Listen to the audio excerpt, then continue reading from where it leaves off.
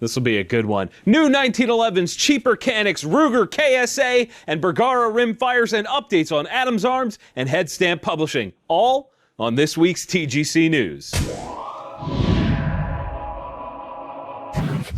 TacPack is an enthusiast subscription service that is focused on bringing you stuff you need straight to your door on a monthly basis. Every month is different, and you can be met with gun parts, accessories, cleaning gear, or even some bigger and cooler shenanigans. And because you're watching TGC, if you use the code TGC Knife, you'll get a free folding knife, TGC Tool, and you'll get a free pocket-sized multi-tool, and TGC Grip will get you a free AR grip. Only when you punch those in over at TacPack.com. Welcome back to another episode of TGC News, the only gun news show that covers things you actually care about.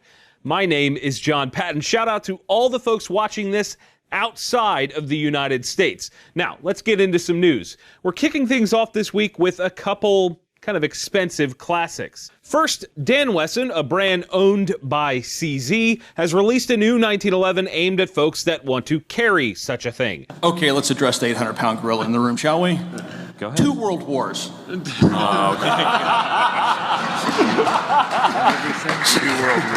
Wait, which gun is that, Tim? I don't understand. I just wanted to see James cringe. Stop in power. 1 round to the ground. The things that make the ECP different than standard: a bobtail or rounded mainspring housing, 25 lines per inch checkering on the front and rear of the grip, and some texture on top of the slide to keep down glare. You'll also notice a tapered nose on the gun, as well as a flat-faced trigger and a brass bead front sight. It's available in both 45 ACP with 8-round mags and 9mm with 9-round mags. MSRP on the Dan Wesson is $1,600 for the 45 and $1,575 for the 9mm. And we have another 1911 for you guys this week. This one is a continuation of a more affordable line of guns from Ed Brown. We talked about the Evo KC9 back in November of last year, and they've now added a gun called the Evo-E9 to the lineup. This is the first full-size gun in the Evolution line, and they're saying that this one is optimized for the 9mm platform with a smaller, thinner, and lighter frame, all while using standard 9mm 1911 mags. A quick rundown on the parts that matter. It has an external extractor, easy to change front sight, smaller rear sight, bull barrel, and a flat recoil spring.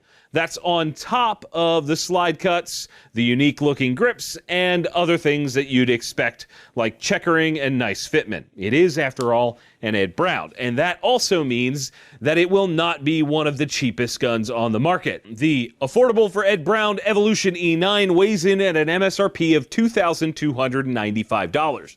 And that leads me to a question for you guys out there watching. Of all the choices on the market, how many of you guys are regularly carrying a 1911 style handgun? If you're not, why not? Sound off in the comments with your thoughts.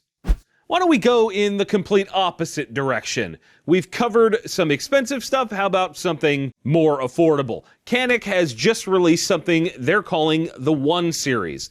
The long and short of this is that you will now be able to get a couple of their pistols for less of your legal tender. Included in the One Series are the TP9SF and the TP9SF Elite.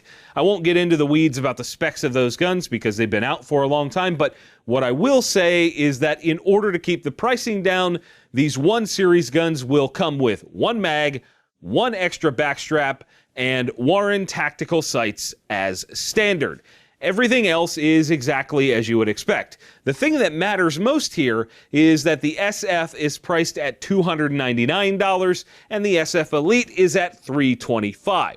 I know some folks hate it when I cover guns like this from Turkey, but the Canik pistols are genuinely solid for the money, and the value proposition just went farther in the positive direction for them. This creation of the One Series could be a stunt to get more pistols out the door, but I don't really care as long as people are getting something that they actually like for the dollars they spend.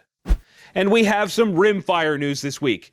And guess who's back yet again? Yup, Ruger. I swear they have a plan to release at least one new thing every week this year. I'm betting that most of you watching are quite familiar with the Ruger Rimfire pistols. It all started way back in 1949 and was called the Ruger Standard.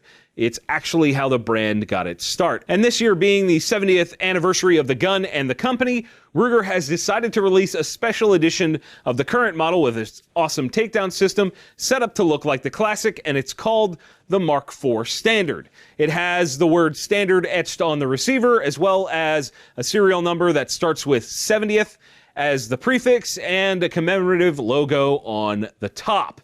They're also going to come with a nice collector's box to match. MSRP on that is $529. And if you want a modernized classic, that's a solid choice. And speaking of a modernized classic, my friends over at Keystone Sporting Arms have produced something that is really neat. It's called the Mini Mosin. And long story short, they've taken their proven single-shot 22 cricket action that you've probably seen in every gun store in America and put it into a form factor that looks exactly like a tiny Mosin-Nagant rifle. Right now, they're offering two versions, a sort of standard Mini Mosin for the MSRP of $399, and then a special edition that has a wooden crate, authentic stampings like the imported full-size guns, and a few other touches for the MSRP of $499. Also, along with that special edition comes the ability to reserve your serial number for others in their line of Milsurp replicas that they are planning to produce. And rounding us out in Rimfire news, Bergara, a company we don't mention too often here on TGC News, has released their own version of the classic 1022 style action called the BXR, and it looks pretty slick. I'll run through the features as quick as I can. It comes standard with Bergara's own stock, which has a bunch of QD cups and spacers for length of pull adjustments, a receiver that has a sort of cantilever Picatinny mount integrated onto the top, an enlarged bolt handle and paddle mag release, and it will be available with either a fluted Cerakoted steel barrel or a carbon fiber reinforced version. Both threaded for a can, of course. Bergara has a reputation of building some really nice guns, and I'm betting this will be no different. And now I'm sure you're wondering about the cost. $565 with the standard steel barrel and $659 for the carbon fiber version. A little higher than some of the others in this space, but if they deliver the goods, the price won't be too difficult to swallow. And we have a couple updates on stories we've covered recently that I need to share with you guys. First off, I talked about Headstamp Publishing a couple weeks back, and they've announced a Kickstarter campaign for their first book.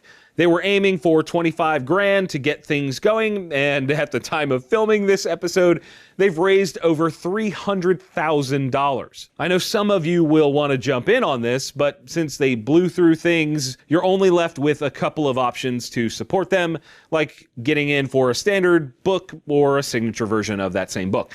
Either way, it's awesome to see things are really taking off for them. And of course, another update. This one is from the Struggle Bus. We recently talked about Adams Arms being up for auction.